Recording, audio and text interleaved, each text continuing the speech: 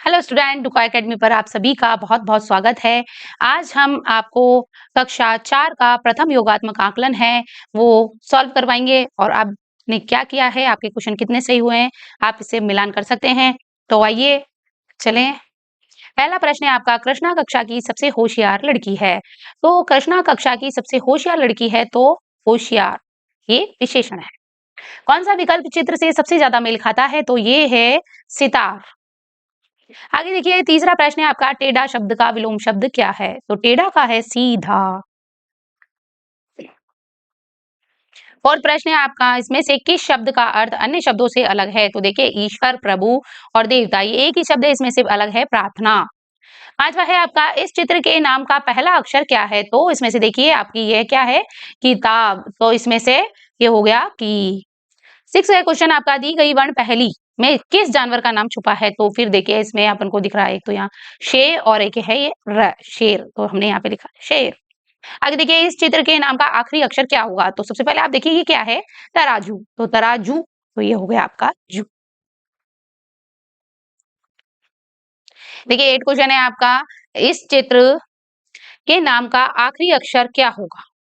देखिए क्या है ये, पहली बात तो आप देख सकते हैं इसको, ये है एक ठेला, क्या है ये, ठेला, तो ये हो गया ला। 9 देखिए आपका 9 क्वेश्चन है, मेरी माँ का नाम मधुमती है। तो इस उत्तर के लिए सही प्रश्न कौन सा है? तुम्हारी माँ का नाम कौन है? गलत। तो तुम्हारी माँ का क्या नाम है? तो देखिए बच्चों ये वाला आपका आंसर है वो सही है। नीचे के आप देख सकते हैं, तुम्हारी माँ का नाम क्यों है? तो ये गलत है। तुम्हारी माँ का नाम कहाँ है? तो ये भी गलत। तो हमारा ये वाला बिल्कुल राइट है। मालती ने कहा सब यहाँ बैठ जाओ। तो मालती ने क्या कह रही है? ये याचना कर रही है? नहीं। वह खबर दे रही है? नहीं। वह प्रश्न पूछ रही है? नहीं। वह आदेश दे रही है? बिल्कुल राइट है, वह आदेश दे रही है। अब देखिए आपका 11 क्वेश्चन है, इसमें कौन-सा शब्द गलत स्थान पर लिखा हुआ है? तो संज्ञा और सर्वनाम में उसमें कौन-सा शब्द है? तो ये है यहाँ पे शाम, तो यहाँ हमने राइट लगा दिया। 12 है आपका, बच्चे में, इसमें आपको वाक्य में प्रयोग देखना है, सही क्रम में जमाना है। तो देखिए में खेल रहे हैं, ये गलत है। बच्चे बगीचे में खेल रहे हैं, ये बिल्कुल सही है, क्योंकि खेल रहे हैं बच्चे बगीचे में, ये भी नहीं जमता। बगीचे बच्चे में खेल रहे हैं, तो ये भी रॉन्ग है। तो हमारा सबसे राइट आंसर है बच्चे बगीचे में खेल रहे हैं। आगे देखिए आपका जो 13 प्रश्न है, इसको ध्यान से देखना है। वाक्य चित्र से सबसे ज्यादा मेल खाता है, कौन क्या कर रही है? ये जो बैठी है, ये क्या कर रही है? इसके हाथ में एक कलम है और ये चित्र ड्रॉ कर रही है। तो लड़की चित्र बनाएगी? ये नहीं। लड़की चित्र बना चुकी है, उसके हाथ में पेन है। लड़की चित्र नहीं बना रही है? बना रही है। लड़की चित्र बना रही है, ठीक है, तो ये राइट है। इनमें से कौन सा वाक्य सही लिखा हुआ है? मोना कल अपने घर गई थी, बिल्कुल सही है। मोना कल अपनों के घर गई, ये गलत है। मोना कल अपना घर, ये भी देखो। मोना कल अपनी, तो हमारा राइट आंसर है फर्स्ट वन। 15 है आपका, रोहन के पिता रोहन की दादी के क्या लगते हैं? क्या लगते हैं? रोहन के पिता आपके पिता, रोहन की दादी आपकी दादी, तो दोनों क्या हुए? वो उनकी माँ हुई, तो माँ का पुत्र हुआ। चादर शब्द का बहुवचन क्या है? चादर, रॉन्ग। चादरन, गलत। तो ये हो गया तीसरा हमारा चादरी। आपका 17वां जो प्रश्न है, उछलता कूदता मैदानों को हरे भरे पार कर गया। तो हिरण, हिरण उछलता कूदता हरे भरे मैदानों को पार कर गया। तो ये हमारा इसमें कहाँ मिलेगा? हिरण उछलता कूदता हरे भरे मैदानों को पार कर गया। तो ये देखिए यहाँ भी नहीं है। हिरण उछलता कूदता पार कर, ये गलत है। ये देखिए ये रहा, हिरण उछलता कूदता हरे भरे मैदानों को पार कर गया। कहानी को पढ़कर प्रश्न संख्या 18 से 20 तक के उत्तर देने हैं आपको। तो चिड़िया का प्रयास, क्या है ये? चिड़िया का प्रयास।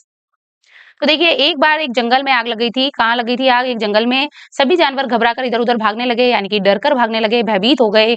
एक चिड़िया अपनी चोंच में नदी का जल भरकर आग बुझाने का प्रयास कर रही थी। देखिए एक चिड़िया अपनी चोंच से आग बुझाने का प्रयास कर रही थी।